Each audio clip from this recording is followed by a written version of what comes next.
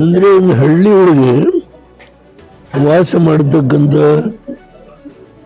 ಸಾಮಾನ್ಯ ಕುಟುಂಬದಲ್ಲಿ ಹುಟ್ಟಿರೋ ಒಬ್ಬ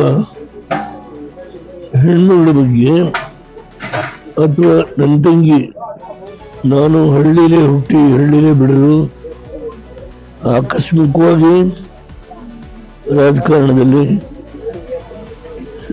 ಸ್ವಲ್ಪ ಹೋರಾಟ ಮಾಡಿರ್ಬೋದು.